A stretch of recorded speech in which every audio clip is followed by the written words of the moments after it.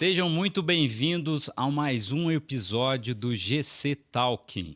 E hoje a gente vai falar de inovação, tecnologia na engenharia e os desafios aí do empreendedorismo e também de quem atua na academia, né, como professor. A gente vai conversar hoje com o Luiz Henrique, que é engenheiro, professor da UFMG, empreendedor, sócio fundador da LLK Engenharia e é uma empresa focada em inovação e excelência tecnológica para a indústria. Não é isso, Luiz? Isso, obrigado. Valeu, Fernando, pelo convite aí. Obrigado você. E também para acompanhar aqui o Pedro, desse bate-papo, que é sócio do Goulart e Colepículo, né? Que é esse escritório que a gente faz esse podcast. E bora começar para a gente ter essa conversa sobre inovação, sobre empreendedorismo e um pouco de direito também, para a gente conversar. Aí, Luiz, esse podcast a gente faz uma conversa com o mercado, né, Pedro? Na última a gente entrevistou inclusive o Pedro para a gente entender, né, nessa trilha aí do empreendedorismo, mais mercado, e você como professor da UFMG agora, esses mundos, né, como é que eles conversam para a gente desenvolver tanto da nossa parte do direito quanto da parte do empreendedorismo, para ver como é que a gente pode auxiliar e, obviamente, quem está escutando a gente entender um pouco mais de cada área, né? Claro. E aí, para o pessoal te conhecer, eu queria que você contasse um pouquinho sua trajetória. Você é formado em engenharia mecânica e como é que foi assim essa trajetória até empreender? De novo, obrigado, Fernando, pelo convite. É um prazer estar aí junto com você, com o Pedro Paulo, amigo meu pessoal. E toda a estrutura da Goulart que sempre apoiou a gente muito, né? Na época de LLK e agora com o Mining Hub também, que eu vou explicar um pouquinho. Bem, a minha trajetória de formação, eu sou engenheiro mecânico, formado na UFMG, mas com ênfase em aeronáutica. E a partir disso, eu logo depois já segui para o mestrado, eu queria ter um pouco mais de conhecimento em uma área específica, mais da mecânica do que da para aero.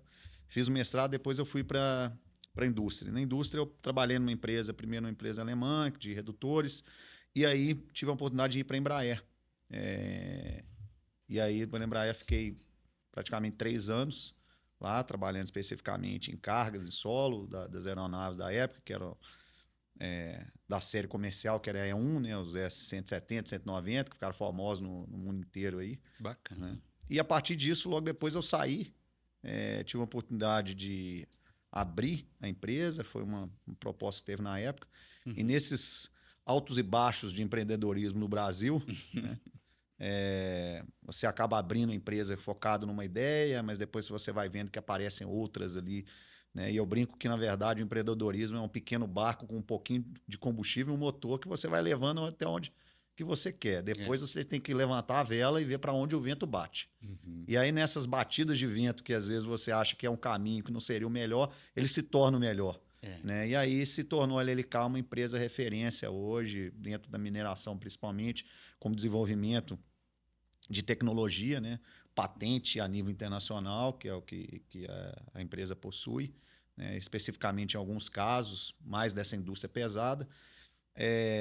E a partir daí, eu sempre tive uma ligação muito forte com a academia, né? Sempre gostei muito, acho que o Brasil ele tem uma oportunidade enorme de fazer muito mais do que os outros países já fazem em relação a juntar a academia com a indústria, né? Isso é difícil, né? Que é uma coisa difícil por toda uma questão burocrática e tal. Acho que o Pedro pode explicar melhor. Essa burocracia ela diminui ao longo do tempo, mas existe ainda algumas amarras, algumas ideias do passado que não é possível, etc. Mas aí, quando eu tive a oportunidade de ir para a academia, voltar para a academia, fiz doutorado, voltei para a academia.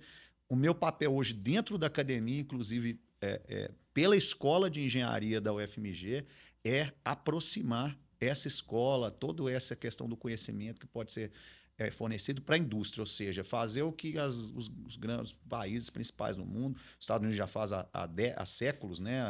Os ingleses, a toda a Europa, recentemente a Ásia, né? Principalmente os chineses, que é nada mais do que trabalhar essa parte da academia com a indústria. E hoje eu estou como professor dentro da engenharia aeroespacial, mas com esse trabalho também de não só a parte da engenharia aeronáutica, que é o meu foco, né, como professor, lecionando, fazendo uma parte de ensino, mas também numa parte de extensão universitária dentro dessa união entre academia e mercado, principalmente as indústrias. Bacana. A gente falou até disso, né, Pedro, no podcast passado. Aí, quem tiver interesse, volta lá no podcast número 1, que a gente falou sobre essa integração da indústria com a academia e o quanto isso é desafiador, né? E aí ver uma pessoa que é professor de universidade e ainda está empreendendo, isso é raro, né, Pedro? Pois é, e no caso dele, que é assim, além de ter sido um aspecto profissional, foi um prazer aí acompanhar desde o início e também marcou um pouco a minha própria trajetória de me interessar por essa linha aí da questão da tecnologia, da inovação, etc. E é interessante porque o caminho aí do Luiz e da LLK foi o caminho oposto, né? Porque normalmente as ideias nascem Hum, na universidade, na pesquisa de extensão universitária, aí se torna ali uma spin-off, né? E, e aí o cara vai tentar empreender, né? Saído da academia, ele fez o oposto, ele foi para o mercado, desenvolveu, conseguiu fazer inovação por conta própria, sem usar dinheiro do governo, sem usar nada, e agora voltou e está integrando as coisas, e não só para a empresa, mas também para o mercado como um todo, né? Isso só demonstra o quanto é necessário a gente fazer essa integração, porque é, o- países como o nosso, né, países com sistema nacional de inovação imaturo, que a gente fala, eles acabam ficando muito atrelados a que essa pesquisa e desenvolvimento seja feita só no âmbito universitário, praticamente, né? A gente quase não tem isso no Brasil uhum, em âmbito fora da universidade, embora na empresa, na LLK, até isso ocorra. Então, se a gente quer levar a inovação para o mercado, se a gente quer que as universidades cumpram esse papel aí de ter um impacto social mais forte, levando as ideias, a ciência, que é o que ela consegue fazer para impactar a vida das pessoas diretamente, de maneira mais real, essa integração ela tem que acontecer, não tem outra forma da gente chegar a isso, né? uhum. Então, assim, acho que o caminho dele demonstra que isso tem sido cada vez mais possível, né? Uhum. Essa área, né, de tecnologia e inovação, apesar de ser muito falado, eu acho que quem escuta talvez não tenha uma visão. Porque quando você fala de inovação, você fica meio amplo assim, né? Mas que diabo é isso? A pessoa vai criar uma ideia do nada? Como é que funciona um pouco essa área de tecnologia e inovação, assim, vendo essa necessidade das empresas, criando oportunidade? Como é que você explicaria para uma pessoa leiga que não entende dessa área? Porque eu te dar só um parênteses aqui, tem um amigo meu que vai lançar um aplicativo, e aí fui lá na apresentação do aplicativo, e é impressionante que é todo um ecossistema, né? Uhum. Tanto de pessoas que investem em startups, tanto de pessoas que estão fazendo, estão criando ideias. E é muito. Teve até um cara aqui de BH que ele fez um aplicativo para Havaianas, inclusive vendeu o aplicativo, assim, bastante dinheiro, ficou Uhum. bem. Então, assim, eu falei, cara, é todo um universo, inclusive de feiras, né? Em Belo Horizonte, me parece que é uma das feiras de tecnologia e inovação que está, assim, sendo precursor no Brasil. O pessoal está vindo aqui fazer os cursos. Então, assim, para quem é totalmente leigo desse universo, como é que você explicaria esse universo da tecnologia e da inovação, assim, para as pessoas? Eu acho que o primeiro ponto extremamente importante de entender é que são poucas das ideias de inovação que elas nascem de uma ideia mirabolante. Você pode analisar qualquer um que seja, de um aplicativo a um novo equipamento. 90% delas vão vir do que aquela pessoa que está desenvolvendo aquilo, ela já viveu. Uhum, Seja profissionalmente ou seja, por exemplo, como um consumidor. Que uhum, aí ele vê, pô, e se eu, cara, tô aqui sofrendo com táxi, né? E se eu tivesse um aplicativo, alguma coisa que me conectasse a um cara que quer me levar de um lugar para o outro e eu procurasse, se tivesse o carro perto ali, a gente vai, já tem o uhum, valor e ele me leva. Né? Então, né, especificamente no caso da Uber e qualquer outra, né? Estou dando um exemplo aqui. É normalmente algo que vem de uma dor, mas de uma dor que ele passa, ou como, que nem eu falei, como consumidor, mas acontece muito igual o caso da LLK, e o que a gente tenta levar da parte de inovação, que é uma dor mais assim, industrial, do mercado mesmo que você consegue trabalhar. E não mais um B2C, não tanto um B2B, né? Não, desculpa, ao contrário, né? Não, muito mais um B2B, indo diretamente para as empresas, e menos um B2C, que é o caso de um aplicativo para você entregar isso diretamente ao consumidor. Mas da onde que parte, na verdade, essas ideias de você conseguir transformar uma inovação? Do que você tem a dor ou que você vê a dor dos outros.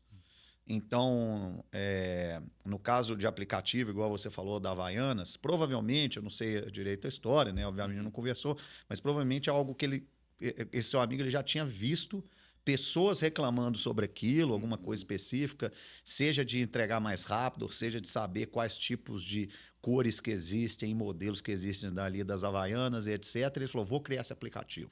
Não pode ser, não seja da Havaianas, pode ser de outra coisa, e ele pensou nisso.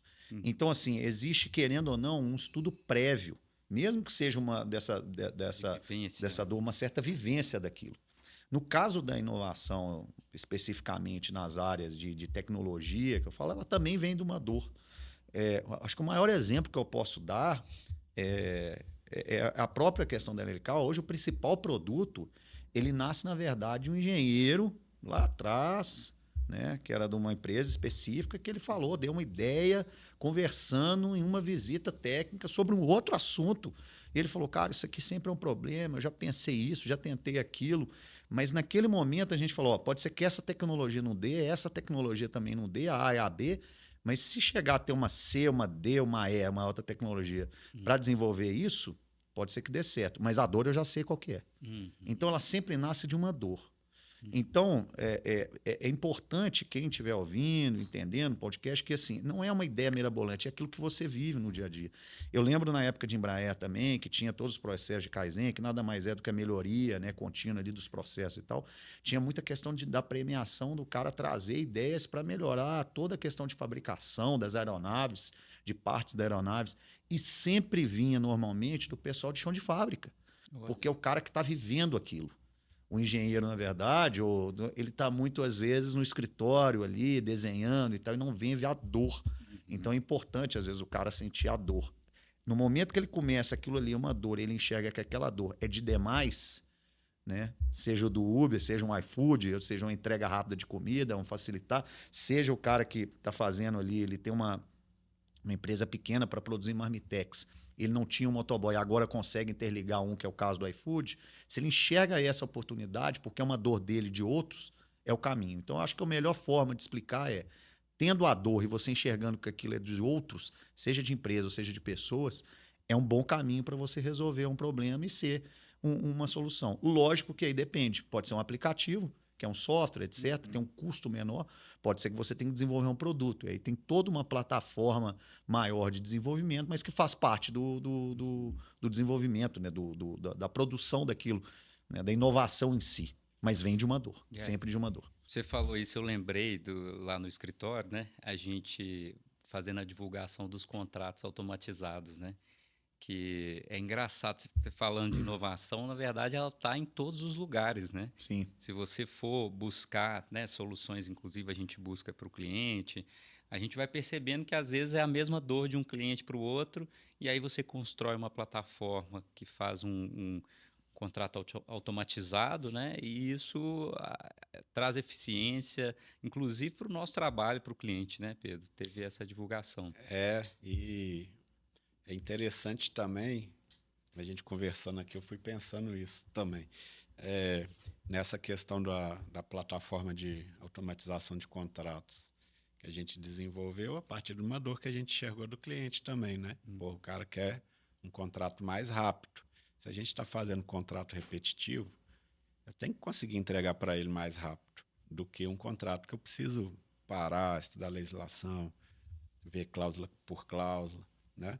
E tentar evitar os pequenos erros, né? Que são naturais, mas se a gente conseguir entregar livre daquilo, e se a tecnologia hoje nos permite isso, a gente tem que buscar, né? E usando, inclusive, das ferramentas que a gente tem hoje para isso. Mas eu lembrei foi que eu fui tentar vender esse trabalho para para uma pessoa de jurídico interno, de empresa, e aí ele falou, não, mas a gente está procurando aqui uma solução de inteligência artificial. Aí eu fiquei pensando, falei, mas assim, pensei só comigo, não falei, né? Eu acho que a inteligência artificial não faz isso que ele está querendo ainda não. Porque ele estava achando que ele ia fazer uma pergunta e o contrato sair pronto, top para ele usar, e hoje a gente não tem essa capacidade ainda. Isso já tem um tempo, de lá para cá até evoluiu, mas ainda não estamos nesse ponto não, né? Uhum. Enfim, mas foi a resposta que essa pessoa me deu lá atrás, né? E, então também tem muito isso, a pessoa saber o que vai efetivamente resolver a dor dela, né? Ele está repetindo ali, provavelmente algo que falaram para ele ou que simplesmente ele viu na televisão, alguma coisa assim. Mas, nesse caso, eu tinha certeza absoluta que simplesmente se a gente tiver uma parametrização de critérios para que, mediante a resposta em um formulário, você possa buscar informações que já estão prontas ali no banco de dados dele, já resolveria. Não precisa de inteligência artificial para aquilo. Então, a inovação, às vezes, está nisso também. Você buscar algo que já existe e integrar com a dor do cara, que às vezes ele não sabe nem como resolver, né? Mas ele tem que estar também aberto para te ouvir, né? Eu ia até perguntar isso para vocês, para a gente debater, se tem uma resistência, porque eu acho que é isso, né? O pessoal tem uma ideia sobre inteligência artificial, porque está na moda aí, né? Aí para engenheiro, aí para advogado, aí está todo mundo fazendo curso. E aí fica, às vezes, com uma visão distorcida do que é possível fazer, o que já está sendo usado. E eu queria entender se, de fato, isso no mercado, essa questão da inteligência artificial está, de fato, reverberando ou está tendo uma resistência, se o pessoal tem uma visão errada sobre isso e se a tecnologia está sendo bem aceita, assim, porque tô te fazendo essa pergunta, igual o Pedro falou, me trouxe uma coisa sobre cartório, né? Uhum. A gente estava discutindo sobre escritura eletrônica, procuração eletrônica, e tem gente que eu já fui assinar a escritura eletrônica, eu penso, de jeito nenhum que eu não assino minha escritura eletrônica. Para onde foi? Aonde que eu assinei isso? Né? Então tem ainda uma resistência com a tecnologia para quem não conhece, ou então está superdimensionada, né? Acha que a tecnologia vai resolver tudo. Exato. Você tem sentido isso? Como é que é isso nas empresas? Acho que em todas as áreas você tem esses extremos, né? Entre o cara não quero mexer com tecnologia, normalmente as pessoas, né, que já têm mais idade, etc, tem uma resistência mesmo, aquela geracional, né? É geracional. E aí ainda mais o cartório de motos, cartório de imóveis. Imagina, você vai transferir seu imóvel daquela forma ali, fazendo uma assinatura. Cadê o papel? Né, que eu vou conformar depois. Então tem isso. Vai eu, minha mãe e meu pai assinar, não é possível? Exato. E aí tem um outro extremo que foi o que você tá falando antes, Fernando. Tem um extremo de que a inteligência artificial vai resolver tudo. E, na verdade, não é questão de inteligência artificial ou qualquer outro modelo que você vai utilizar de automatização de sistemas. Não é por aí, existe toda uma questão de conhecimento. O que eu falo é o seguinte, num primeiro momento de cara, uma boa análise que você pode fazer, e eu falo isso, o Pedro sabe dessa minha comparação, é o seguinte, no momento que se a gente está aqui, igual agora no podcast, você começa a passar mal, a primeira coisa que você quer é ir para o hospital e ir no médico. Você não quer procurar o que está acontecendo, etc. E tal. É uma situação emergencial. Mas, ao mesmo tempo, depois que passa aquela emergência, você quer ter um bom médico. E você quer ter uma boa solução para aquele seu problema de saúde. Você quer sobreviver, você quer estar bem, etc. É a mesma coisa em qualquer área. Quando você quer bons trabalhos em relação ao contrato, né, eu falo isso direto, você quer um bom contrato, você tem que ir num bom advogado. Você tem que ir num bom escritório. Do mesmo jeito em todas as áreas. Você quer um bom projeto que vai durar, que vai ter uma boa manutenção, que vai trazer produção, você tem que ir num bom engenheiro. Em todas as áreas são assim. Então, o profissional, dentro da perspectiva hoje, estamos falando hoje, março, abril de 2025, a inteligência artificial, ela está, na minha humilde opinião, ela está para auxiliar esses profissionais que já têm uma capacidade técnica a direcionar o seu trabalho. Muitas vezes você começa um trabalho que você precisa de uma certa inércia para sair daquela inércia. Às vezes, olha, preciso estruturar um e-mail questionando isso e aquilo, é um e-mail mais longo, etc. Me ajude a construir aquele e-mail. Ele começa a construir. E no meio do caminho, você pega aquilo ali, coloca e você vai corrigindo. Não tem como. Não tem como. É a humanização da inteligência É a artificial. humanização da inteligência artificial, até porque a gente não consegue chegar. Podemos chegar num nível de superinteligência. Várias pessoas falam isso. Por exemplo, o professor Nives Viviane da UFMG e tal, fala sobre a superinteligência. Faz sentido, né? Porque você já começa a ter, na verdade, nada mais que o algoritmo. Você vai fazendo. Você vai repetindo, de repente você aprende aquilo e você joga esse aprendizado para dentro do computador. Faz todo sentido. Mas num primeiro momento, do que a gente está passando hoje, você precisa de bons profissionais para, inclusive, saber mexer nessa inteligência artificial. Então, a inteligência artificial ela é o ponto de partida de muita coisa, que ela te ajuda para você chegar nesse ponto de corrigindo. O que a correção que eu falo é da correção do alto nível técnico. O que ela vai te dar é um nível, vamos dizer, medíocre que eu falo da média, nota 6. A partir daquilo ali, você não precisou andar de 0 a meia dúzia, de 0 a 6. Você conseguiu pela inteligência artificial. Do 6 ao 10, meu amigo, né? Do básico até o primoroso, é com você. E aí você tem que ir fazendo isso, seja na área do direito, seja na área, inclusive, médica, seja na área de engenharia. Então, muitas vezes o pessoal, o Pedro e Fernando, eles confundem muito a inteligência artificial com uma forma de automatização. E às vezes falar inteligência artificial. É isso. Inteligência artificial. E, na verdade, é uma automatização que o cara está querendo ali, porque você não tem ainda essa questão de simplesmente perguntar e o computador entender por um simples ponto. Muitas vezes você pergunta com subjetividade. Você subentende que o computador tem a mesma capacidade de entendimento sua. E você precisa explicar melhor a ele. Aí ele vai levando e tal. E tem um segundo ponto, que isso é normal em diferentes pontos de inteligência artificial. E esse é um ponto de maior cuidado, ao meu ver. Dependendo de cada um, eu não vou falar aqui, ChatGPT, Gemini, enfim, qualquer uma, tem a sua variação do nível de ajuste da resposta. Então, se você vai subindo muito o nível técnico e você vai confiando nas respostas dele, o próprio sistema de inteligência artificial continua te informando respostas altamente técnicas, mesmo se aquelas respostas, às vezes, elas não são condizentes com a realidade. E você acaba apresentando alguma coisa que não condiz com a realidade. Eu já tive aluno com isso. E aí é nítido, porque foi levando para o nível que é a hora que você perde o caminho da estrada. Eu estou indo aqui para São Paulo e perdi e estou indo para o Rio de Janeiro. Eu vou chegar no Rio. Putz, eu queria chegar em São Paulo. Mas aí você vai ter que chegar no Rio e depois pegar a Dutra para chegar em São Paulo. Você vai chegar em São Paulo, mas aí você fez o caminho muito mais longo. Né? Ou você vai ter que voltar, porque o caminho está parado. Então tem que tomar muito cuidado com isso. Muitas vezes é questão do automatismo, não da inteligência artificial.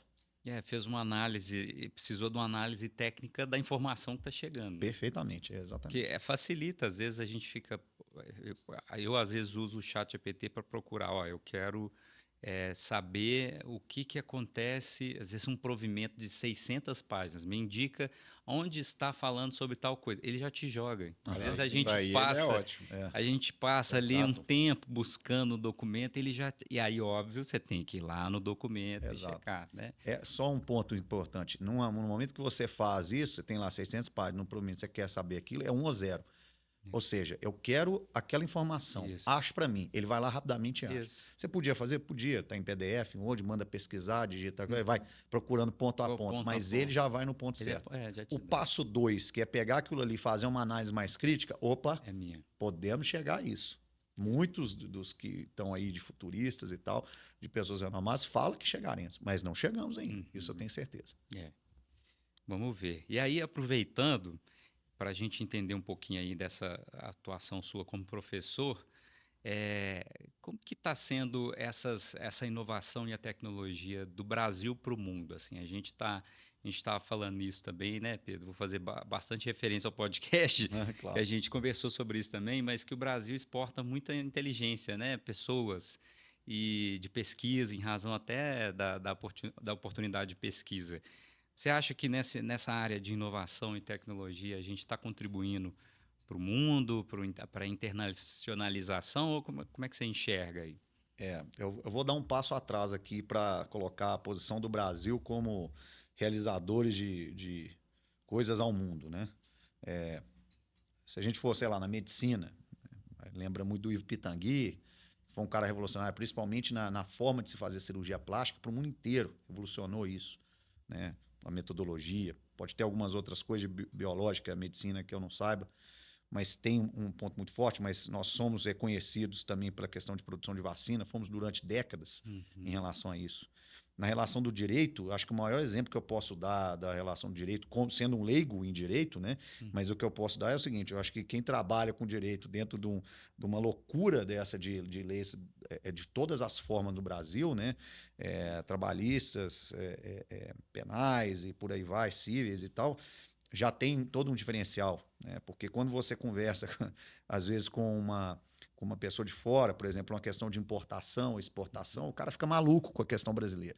Né? E você vai tentar explicar e é muito difícil. Ou seja, dentro do direito também, a gente já tem uma forma de tratar né, da melhor forma possível dentro do Brasil, numa estrutura dificílima, que é toda o direito brasileiro. Dentro da engenharia, que aí é o meu caso, o que eu posso falar é o seguinte, aí puxando para trás, né? A aviação nasceu no Brasil, por um mineiro, inclusive. Né? Se a gente for buscar todo o histórico de engenharia, a engenharia brasileira sempre foi uma referência em vários pontos. Né? E ainda é. Eu acho que se a gente puxar desde Santos Dumont, a gente pode falar agora da Embraer, como é a Embraer, é um exemplo, né? Sem dúvida nenhuma. Por ser uma empresa privada que bate de frente com outras para poder fornecer no mercado bons produtos de qualidade, de primeira linha, né? E temos vários exemplos de empresas aí. Então, a gente chega num ponto importante que é o seguinte, hoje, a maior dificuldade que a gente vê dentro da academia, na verdade, é uma estrutura mal formada de décadas de formação de cérebros. Né? Você tem uma estrutura que ela privilegia bem ali a parte da formação muito mais privada. Quando você chega lá na frente, tem uma formação pública. E aí, essa formação pública, na verdade, você hoje tem alguns ajustes de entrar ali, ter uma distribuição maior das pessoas. E ok até aí. Né? Ok, conseguimos sobreviver até aqui. O problema está sendo dentro dessa estrutura, que eu acho que o pessoal vê pouco, e é uma coisa que preocupa, que é muita gente que forma em engenharia, principalmente, que é o caso que a gente vê dentro da escola de engenharia, 30%, 40% vão embora. Né? Então, assim, as oportunidades estão muito lá fora. E quando não vai embora, Fernando, tem uma coisa que está acontecendo que é muito fácil. Hoje o cara consegue trabalhar para uma empresa indiana, chinesa, israelense, daqui. Aqui no Brasil. Recebendo em euro, Nossa. em dólar. Então, a gente tem essa questão dessa defasagem também, sabe? Então, hoje existe uma busca constante das empresas para tentarem atrair talento e manter talento, não só por uma questão de salário, mas também por uma questão de uma melhor forma de se tratar o funcionário, etc. Benefícios de outra forma, questão, às vezes, dessa situação de não trabalhar todos os dias dentro do escritório, etc. Então, assim, o que eu vejo hoje, na verdade, por que eu estou explicando isso? Porque quem estiver ouvindo em qualquer área, seja engenharia, que nem a gente falou aqui, engenharia, medicina e direito, mas qualquer outra, belas artes, arquitetura, economia, teatro. Cara, a gente tem uma formação no Brasil espetacular. O jeito brasileiro de lidar, o que se fala do jeitinho brasileiro, existe uma forma positiva disso. A gente consegue desenvolver muita coisa com pouco recurso. Isso é verdade. Nós temos essa capacidade. Isso é do brasileiro, em todas as áreas.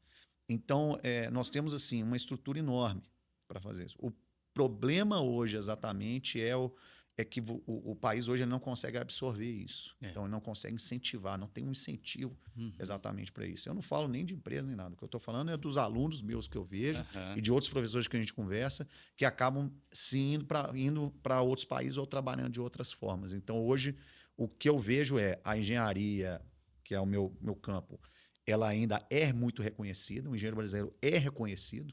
Tá? E é reconhecido não só pela sua capacidade técnica, mas também pela sua forma de adaptação ao local. Então, quem contrata um engenheiro e manda ele para o lugar, para a Alemanha, para a Inglaterra, para os Estados Unidos, ele sabe que ele tem uma adaptação fácil. O brasileiro se adapta fácil. Ele gosta de entender a cultura local e etc. E isso acaba atraindo muita gente. Então, eu acho que hoje é o principal ponto que a gente vê. Está acontecendo muito no final. Se forma, a gente gasta uma grana, que é isso, pública, gastando uma grana para formar a gente que está indo embora. Então, vale essa reflexão do como que vai ser o nosso futuro aí. Precisamos partir para uma estrutura de outras Embraers, outras empresas que consigam trabalhar com tecnologia e conseguir manter esses talentos aqui, reter esses talentos aqui. Pegando o gancho até, aí de novo a gente tem que fazer referência ao primeiro podcast lá, Fernando. Tá muito bem casado mesmo. Porque a gente falou lá dessa questão de spin-offs e tudo mais, né? E aí, historicamente, né, existem diversos estudos aí, americanos, europeus, mostrando que uma das formas de retenção de talentos que é utilizada até pela própria academia mesmo, é justamente desenvolver pesquisas que poderiam ou podem ir para o mercado, e aí esses profissionais serem direcionados para o mercado através disso e, de alguma maneira, manter um vínculo, um liame aí com a universidade, com o próprio país, por consequência, através desse desenvolvimento. Então, essa integração academia e indústria, seja por esse meio ou por qualquer outro meio, parcerias, enfim, instrumentos quaisquer de transferência de tecnologia, ele é crucial até para evitar essa fuga de cérebros, né? Que é um negócio estarrecedor mesmo. Você pensar, como o Luiz disse aqui, o país está gastando e está conseguindo fazer uma formação de excelência num local absolutamente inóspito. Eu acho assim, é muito peculiar você pensar que no Brasil você tem essa capacidade de gerar esses centros de excelência. Você pode falar, a Embraer é um caso, mas tem a Embrapa, Sem dúvida. tem a própria Petrobras, né? Sim, também. Aí a gente sai um pouco da parte de inovação, mas hoje o maior frigorífico do mundo é brasileiro também. Então, assim, tá certo. Você pegar... O Brasil exporta muito commodity, ok. Mas aí vai vender carne para fora, tem o maior frigorífico do mundo. Então, a gente tem capacidade de desenvolver as coisas e está perdendo as pessoas que fazem isso, né?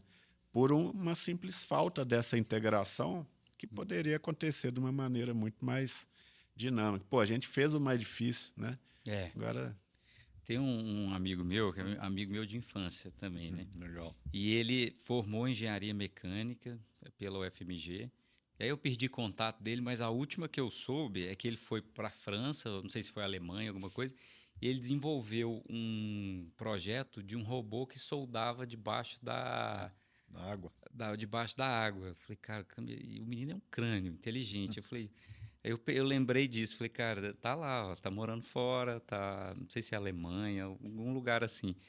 O menino é genial e realmente eu pensei nessa evasão. Fez escola pública, teve um custo para o Estado, né? Exato. E ele foi absorvido, por exemplo, por uma Petrobras da vida, né? Uma tecnologia que poderia ter sido vendida, né? E aí entra naquele lugar de pesquisa, né? Que a gente estava falando. O cara só pode ser professor? Não? Só dá aula. Não né? que seja Só dá aula. ruim, mas... Você só dá aula, é uma pergunta. Tem um ponto importante dessa, por exemplo, solda subaquática, né? A UFMG é uma referência nisso. Né? Na época, professor Bracarense e tal, inclusive com a Petrobras. Provavelmente eu acho que ele deve ter entendeu? Então, participado quer dizer, dessa começa ali e começa aqui e é exportado. Aí, tá né? vendo? Mas não exporta como commodity, exporta como fuga de cérebro. Isso é um ponto, assim, clássico. Pergunta para a China se eles deixam isso. Não deixa acontecer de forma nenhuma. Eles mandam, é o que eles fizeram durante décadas. Eles mandavam para fora, estuda, volta e daqui não sai. Né? Obviamente, não vou entrar em detalhes, a questão política, econômica, mas assim, tem uma questão de, querendo ou não, tem uma questão de retenção. E outros países fazem isso. Os Estados Unidos fez isso há muito tempo, a Europa faz isso. Né, com seus próprios. Os alemães fazem isso, eles estão passando por uma fase, mas fazem isso de estudar e reter aquilo ali. Então, assim, tem pontos importantes. O que eu percebo e é o que eu vejo assim, a luzinha no final do túnel, o Pedro pode dizer melhor, são mesmo eu, como professor, o Pedro é doutorando dentro da pós-graduação lá de inovação e tecnologia, mas o que eu vejo a luzinha no final do túnel já é alguns incentivos especificamente dentro da universidade. Né, a questão da Inova lá e algumas outras coisas, mostrando que, assim, de alguma forma, Fernando, a gente precisa entender que o público ele tem que andar com o privado. Os dois são brasileiros e a gente pode trabalhar junto para desenvolver coisa junto e ganhar junto. Esse que é um ponto. Não tem ninguém contra ninguém, não, gente. É ganha-ganha, né? Ganha-ganha. E aí você fala, mas de onde você está tirando isso? De séculos feitos lá fora. Então não estou tirando de uma ideia mirabolante, não. Eu só pego qualquer modelo que você vê, modelo de universidade americana, inglesa, europeia em si, o que os chineses estão fazendo é só seguir um modelo de trabalhar junto. Capital privado, capital público, né? Estrutura de formação pública com capital privado, que dá certo. Ponto. Não, concordo. É fazer a mudança de mentalidade, né? Eu acho que talvez esses dois mundos não estavam se tocando e às vezes até brigava, né? E aí fazer essa mudança de mentalidade. Aproveitando, vamos falar um pouco então sobre a LLK, um pouco aí sobre os produtos, ou então assim, o que você podia contar para a gente, que vocês estão trabalhando nesse desenvolvimento da indústria aí de inovação. Conta um pouco o que a empresa, você já falou um pouquinho, mas o que a empresa faz, o que ela já operou, um pouquinho sobre ela. Legal. Hoje em dia eu sou consultor, né, especificamente dela, então quando tem assim algum encontro, festa, eu vou, mas quando tem algumas coisas específicas de desenvolvimento, seja técnico ou alguma relação comercial específica, eu sempre ajudo, né, os demais sócios lá a seguirem, né, mas a LLK ela começa, que nem eu falei no início do podcast, com uma ideia específica, e aí, né, os sobes e desces, você tem a questão de sociedade ser comum, você tem troca de sócios, etc. Cada um tem uma certa resiliência, cada um acredita em uma coisa. Então, você acaba abrindo a empresa acreditando de uma forma, seja o negócio, seja como que o sócio vai agir, depois você entende que precisa modificar ali durante o caminho. E a LLK ela tem um ponto muito chave, Fernando, que eu falo que é 2015, que foram algumas mudanças muito específicas, né? Uma delas foi um dos maiores fornecedores, um dos maiores clientes nossos na época. Teve a questão do acidente, das barragens, etc. Na época, a Samarco, que foi uma empresa que sempre apoiou muito a inovação, né? Mas teve a questão do acidente. E muitas das ideias nasceram dentro da Samarco, isso é um ponto importantíssimo ser dito. Mas aí a gente teve que mudar um pouco a rota. Teve a questão também de trocas de sócio, etc. Mas ali você começa a perceber, isso vai dar maturidade também, que você precisa ter pessoas certas no lugar certo, né, em todos os níveis, não só técnico, né, mas também técnico, pessoal, ali de equilíbrio, né, emocional, etc., para a coisa poder andar da melhor forma possível. E aí... O suporte jurídico, né, para fazer a estruturação. Eu ia entrar exatamente nesse ponto, depois que quando a gente teve uma mudança maior em 2000 e... Agora tô aqui, nós estamos em 25, 2021, 22, né? Teve uma mudança, acabou entrando ex-alunos meus, né? Da época que eu era coordenador de um projeto, que eu coordenador do Baja. Eu chamei alguns alunos que eu já sabia que eram alunos diferenciados e estavam no mercado, e eu trago eles. Mas esse caminho de formação, ele só se deu porque no momento que a gente foi tendo ideias dentro daqueles produtos para serem desenvolvidos, a gente caminhou, na verdade, com essa questão da dor, que nem eu falei com você, ou seja, eu entendi a dor do meu cliente e é uma dor que eu entendo, que é a dor técnica. Então, a gente foi desenvolvendo em cima disso. Então, com as pessoas certas, a gente foi desenvolvendo, chegando aos pontos certos. Não foi da noite para o dia, né? Existem vários livros de engenharia que falam que um desenvolvimento de produto, ele demora, se for começar do zero até chegar a um produto final, de 8 a 12 anos. Se você for pensar realmente, um avião, você começa a imaginar o avião 10, 12 anos aí. Começa lá atrás, você vai desenvolvendo ele ao longo do tempo para chegar num avião final. Era isso que a gente fazia na Embraer. E dentro dessa etapa de desenvolvimento, hoje a gente tem 3 produtos muito focados na mineração e focados numa área que ela era meio abominável dentro da mineração, que era utilizar a visão artificial ou Video Analytics, né, que o pessoal chama análise de vídeo. Por que ela é abominável? Porque uma coisa a gente está aqui no podcast, eu estou numa sala fechada, tudo controlado, ar-condicionado, temperatura, etc. Outra coisa é você estar numa temperatura externa, com muita poeira, chuva, etc., uma área aberta. E você tentar trabalhar isso num vídeo. Aqui o podcast está sendo gravado, quem quiser vai ver a cor da sua camisa, vai ver o xadrez, vai ver que você está com óculos, né? A mesma coisa, o terno do Pedro, etc. E vai ter noção. Uma coisa é quando eu tiver isso aqui cheio de poeira.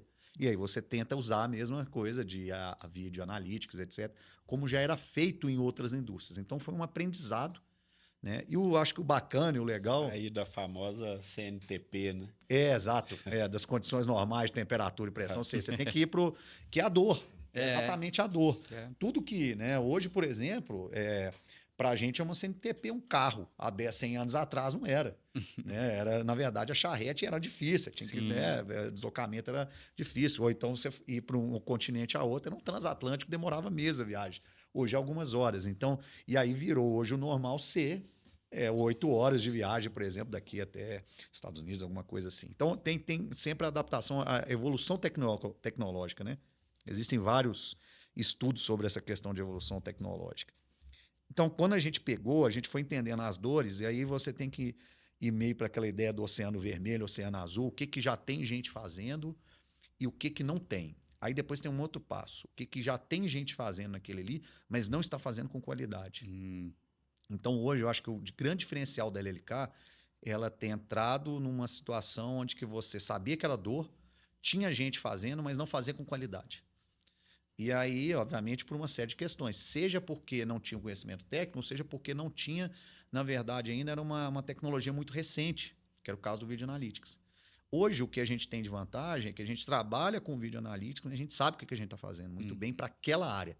E aí eu tenho outros concorrentes que trabalham naquela ali, falam que trabalham com Video Analytics, mas, na verdade, eles se perdem naqueles pontos ali que eu já trabalhei no desenvolvimento do produto da maneira certa. Que aí você pode usar, que nem eles falam de graus TRL, né, dos níveis de desenvolvimento de tecnologia, que era uma coisa que a NASA usava nos projetos dela e hoje é usado para desenvolvimento de produto, que é uma escala de 1 a 9. Quem quiser saber um pouco mais é procurar sobre, né, tecnologia, grau de tecnologia TRL, né? E a partir disso a gente foi trabalhando em cima disso e desenvolvendo os produtos da maneira certa. Esse é um ponto fundamental, mas o que eu acho o mais importante é para qualquer um, Fernando, uma spin-off, entendeu? Uma grande empresa que já está no mercado e tal, que precisa desenvolver tecnologia, fazer o melhor para a sua empresa e tal. Não é porque eu tô aqui pelo podcast da Goulart, porque o Pedro me convidou, a gente está aqui, a gente já tem primeiro uma amizade de décadas, mas tem um ponto muito importante que eu acredito sempre de novo, aquela analogia que eu te fiz em relação a quando eu estou doente, eu vou no médico. Quando eu tenho que desenvolver um produto que vai demandar uma patente, que depois dessa patente eu vou ter que entrar numa negociação com o cliente, que eu preciso entender onde é que eu posso fazer parcerias, etc. O que a legislação brasileira me permite, a americana me permite, etc. Não é o engenheiro que vai fazer, não é o médico que vai fazer. Quem vai fazer isso é o advogado. E aí, existe um outro ponto que nós já brincamos um pouco isso, eu e o Pedro, que às vezes tem aquelas pesquisas, principalmente de outras classes, né, dos escritórios de advocacia no mundo, etc. E aí mandavam para mim questionando sobre a Goulart, né? Me fala a sua experiência e tal, e a pontuação, né? E eu sempre elogiava muito a Goulart sobre isso. E aí o Pedro falava, você está elogiando porque a gente é amigo? Né? Eu falo, não. Se você estivesse fazendo um mau trabalho, eu já tinha te falado na cara, não ia continuar, mas tem um ponto essencial da Goulart que eu sempre vi. Ela quer entender o que você está precisando, independentemente se eu sou a Vale, SA, se eu sou a Embraer, se eu sou a Petrobras, ou se eu acabei de abrir uma porta ali e eu sou uma spin-off. Mas é importante você entender desde o início que tudo na vida tem um custo. Mas, no caso da LLK, o que eu sempre preguei, eu acho que dá muito certo, tenho certeza que dá muito certo, é o seguinte, a nossa hora não é para tentar entender o direito de bookkeeping. A nossa hora é para fazer o que a gente sabe fazer bem, que é engenharia de excelência mundial. E a gente faz engenharia de excelência mundial. Para eu fazer engenharia de excelência mundial, eu preciso ter paz.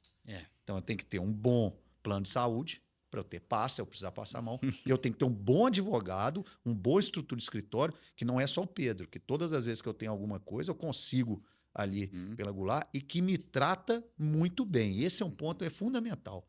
E o tratar bem não é só saber conversar, é conversar, entender o seu problema e te dar uma solução. Às vezes não é o que você espera, mas é a melhor solução do advogado. Senão, não precisa contratar um advogado. Esse é um ponto extremamente importante. Em tudo, em tudo. Você vai consertar alguma coisa na sua casa, é de marcenaria, Você quer fazer o melhor? Pode ser que você faça o do it yourself ali, já a montagem, você vai lá e vê. Mas para ficar 100% perfeito, tem que ser alguém que trabalha com a marcenaria. Especialista. No direito é a mesma coisa, ponto. Tem um ponto importante dessa relação aí cliente-escritório, que a LLK é um exemplo clássico para a gente aí. Óbvio que isso foi ajudado ao longo do tempo aí pelo fato da gente ser amigo, mas a relação de longo prazo, as pessoas precisavam aprender a valorizar essa relação de longo prazo acho que deve acontecer com vários fornecedores, né? Mas no caso nosso aqui, que é escritório de advocacia, isso faz muita diferença. A gente consegue ajudar muito mais conhecendo o negócio do cliente por dentro, né? E só o tempo é que te permite isso. Já chegou a ponto, caso real, com o Luiz, ele estava negociando um contrato de distribuição dos produtos dele com uma empresa estrangeira. E na negociação ali, o advogado de um lado, do outro, e o cara tentando colocar uma condição que não era razoável, falar, não, mas isso é jurídico. Aliás, isso é comercial. Esse ponto aí, tipo assim, não fala não porque você não tem a ver com isso. E a ponto de eu me sentir à vontade para chegar e falar, pois é, mas então comercialmente eu te falo que não vai fazer não. Eu sendo advogado Mesmo da eu empresa. querendo, eu achando na conversa que poderia. Mas ele entrou no momento certo e falou, não, esse eu não deixo você assinar dessa forma. Mas isso é só a relação de longo prazo, de confiança e de conhecer o negócio que te permite chegar nesse nível, né? Então, isso é algo que a gente conseguiu construir nessa relação com a LLK e assim, o ideal é que a gente tenha isso com todos os clientes, né? Temos vários outros exemplos lá no escritório também. Graças a Deus, a gente é um escritório que preza por esse atendimento de longo prazo, né? Isso é importante, muito importante. Tem um ponto, só desculpe, Fernando, de adicionar, que é o seguinte, existe um problema de preconceito.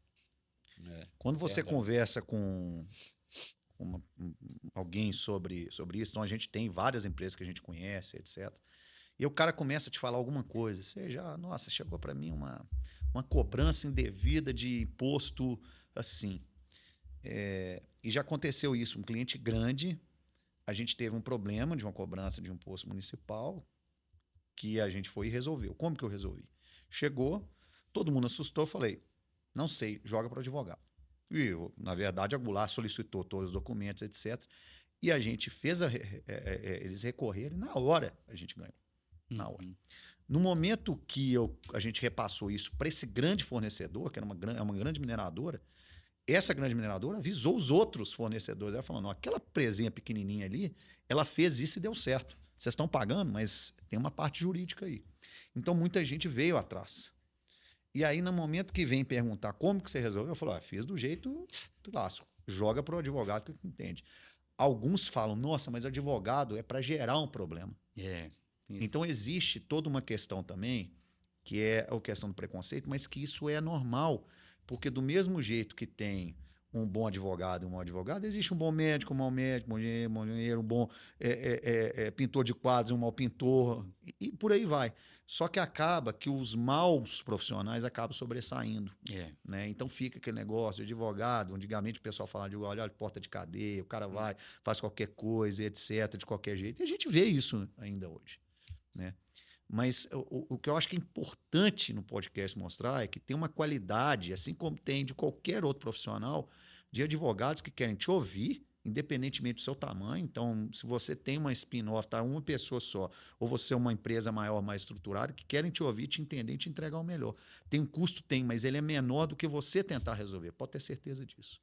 Mas existe um preconceito, existe. Que precisa ser quebrado. Quebrado, E a gente lá no escritório, né, Pedro, tem muito essa consciência de trazer solução, né? E eu acho que... A gente veio conversando disso no carro. Exatamente. Isso é uma cultura do escritório, de trazer solução e de ser essa advocacia empresarial, né?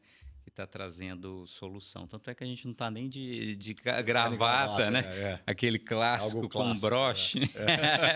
Ainda coloquei o paletózinho aqui, É. mas E o podcast é exatamente para isso, é para a gente conversar com o mercado, para mostrar que a gente quer entender, a gente quer conversar e mostrar que a gente conversa com as empresas e traz soluções, até para informar as empresas, porque a gente poderia fazer um podcast, né, Pedro, sobre direito, artigo tal, para advogado, mas isso não interessa, porque no final a gente tem que usar o instrumento do direito para resolver a questão do cliente. A dor do cliente. Exatamente. Aquele que eu falei lá atrás. Eu acho que o grande diferencial de vocês, eu não é à toa que a gente não combinou nada, não é uma propaganda, mas é muito, muito natural. O diferencial de vocês é que a gente mesmo, né, como né, na época que eu era LLK e etc, e a gente precisava muito de apoio sendo pequeno, a gente sabe que tem muito escritório, escritório esse, escritório aquele, etc, ou então o extremo, né, o cara que está ali sozinho fazendo de tudo. E aí você sabe, na verdade, que tem um excelente escritório que você consegue resolver, que o pessoal vai te ouvir, vai prestar atenção, vai te dar atenção. E a partir daquilo pode ser que não seja nenhuma solução que você queria, mas foi estudado aquilo ali. Foi estudado para te dar aquela solução. E esse foi um ponto, assim, sempre foi um grande diferencial da Goulart. No primeiro nome do Pedro, mas depois de todos, né? Eu já conversei com muitos ali que passaram. E estruturação societária, né, Pedro? Você comeu barriga, passou. Você sabe disso, né? Ter sócio é mais do que um casamento. Você precisa estar muito bem amarrado e construir, de fato, as entradas e as saídas para você realmente não dançar lá na frente. Desde o início. Desde o início. Esse é um ponto assim, quem estiver ouvindo o podcast, eu estou pensando, meu amigo de infância, vão montar. Beleza, não tem problema. Vocês vão continuar grandes amigos ou não, não sei. Mas senta com o advogado, define tudo direitinho. Porque caso não haja um consenso em alguma coisa, já está bem definido antes.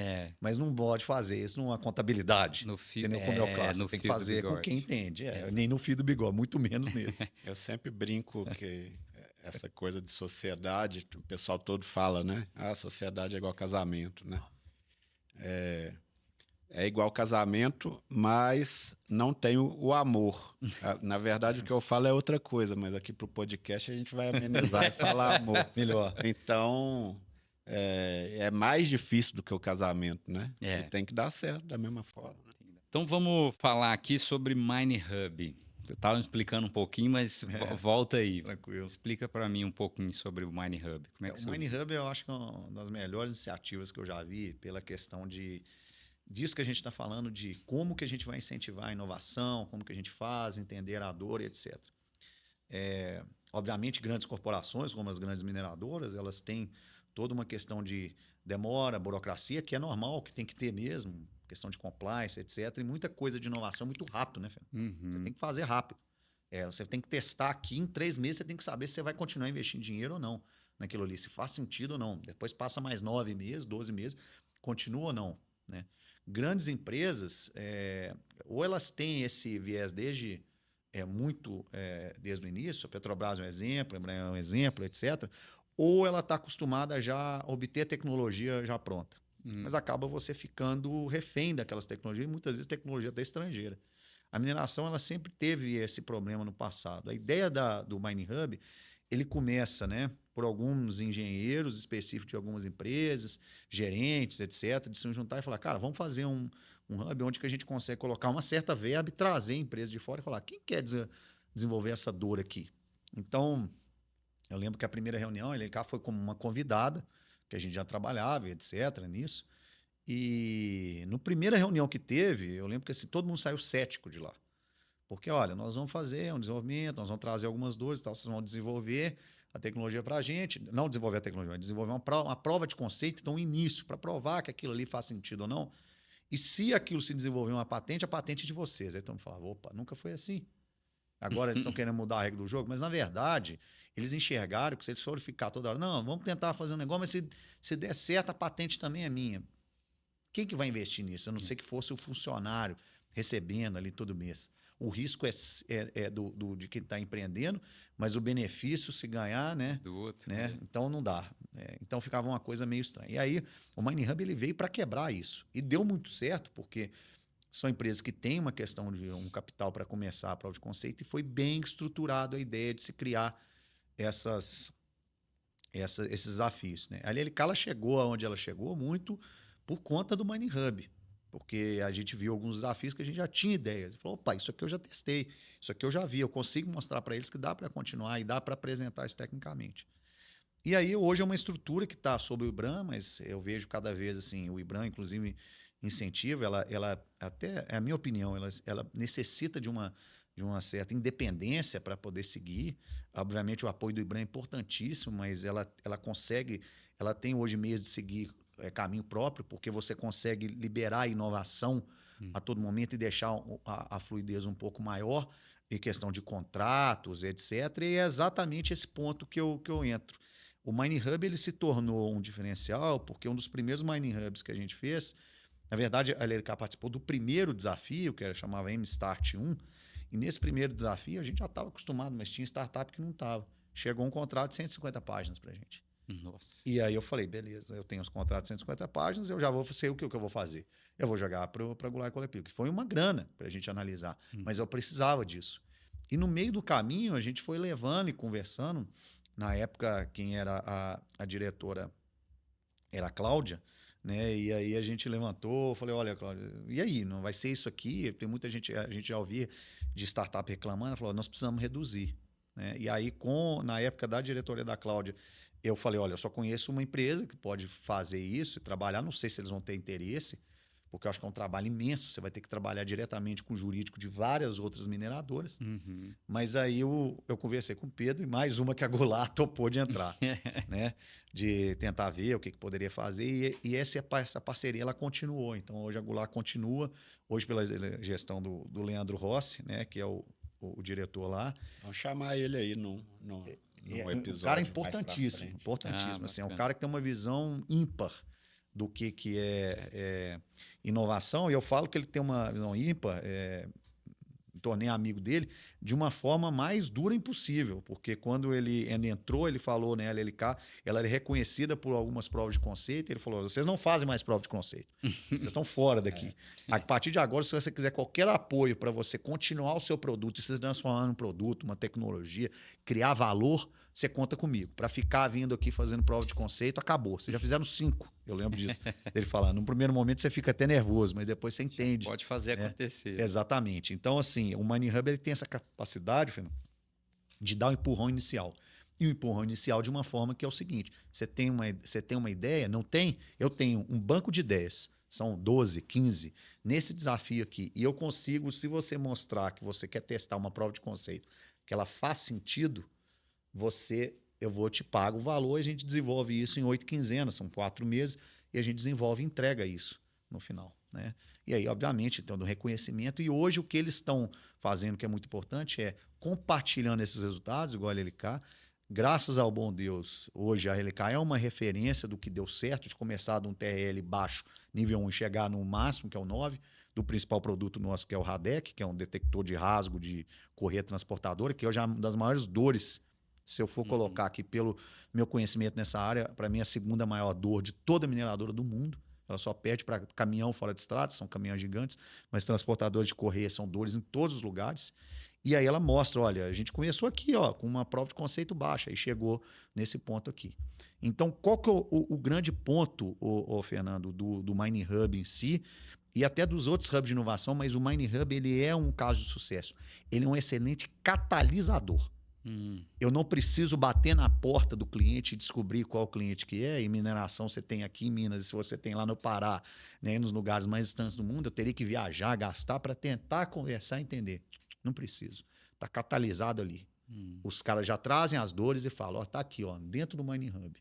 E aí você consegue, então, rapidamente começar a desenvolver. Ele é um grande catalisador, um importantíssimo catalisador entre dor do cliente final e ideias que vêm do mercado e que conseguem entregar. E hoje, né, eu sou do comitê de desenvolvimento, consigo lá, eu sempre defendo muito isso. A gente tem que valorizar as pessoas que estão dentro das mineradoras e que estão nessa pegada do intraempreendedorismo, empreendendo lá dentro, e ao mesmo tempo a gente tem que tentar valorizar ao máximo essas novas empresas que estão chegando, né, do mercado, começando a nascer e tal. Agora mesmo eu vi uma que entrou no último agora, com uma excelente ideia. E é só uma pessoa. É só uma pessoa. É um empreendedor. no Brasil, a gente tem que incentivar. Sim. Temos que E incentivar. é muito legal ali, porque você pegar a indústria da mineração é das mais reguladas, mais conservadoras, né? Sim, De todas. sim. Assim, a coisa muito engessada e estruturada, até por isso a dificuldade para negociar aqueles contratos que o Luiz mencionou. Mas eles conseguiram estruturar um hub de inovação aberta do jeito que tem que ser a inovação aberta. Assim, na maior acepção da palavra, né? Então, assim, gera-se propriedade intelectual ali, mas fica para startup. Ninguém fica com ela. Então, é aberto mesmo, né? Exato. É E muito legal. é algo que foi comprado pela alta cúpula das empresas, né? Das grandes mineradoras. Então, hoje, a questão das lideranças, as presidências, as vice-presidências, elas sabem que é importante isso. Elas estão vendo o resultado. Os primeiros resultados, eles estão vindo agora. Eles estão Virou vendo cultural, isso. né? Virou cultural. Esse é um ponto importante. Então, a gente está tem bacana. bons pontos do Genial, país, né? O Mine Hub é o ponto que mostra como que o É Brasil verdade. dá muito certo e a gente tem capacidade. Genial.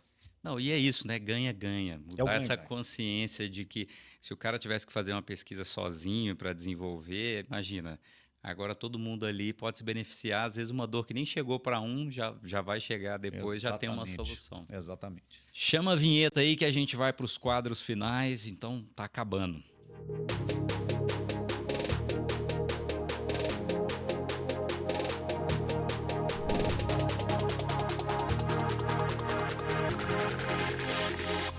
Bom, para a gente finalizar aqui, tem 2 quadros onde o convidado vai trazer o primeiro quadro, o nome dele bem criativo, né? Chama A Vida Como Ela É. Então você vai dar um exemplo aí da sua trajetória profissional de inovação e tecnologia, acho que você já até falou, né? Mas assim, de alguma dor que você acabou resolvendo, ou então de alguma experiência profissional que ficou marcante, assim. Nesse sentido. O principal de experiência que eu acho é que se você acredita naquele ali que é uma dor, né, que você consegue resolver, ô Fernando, não desista.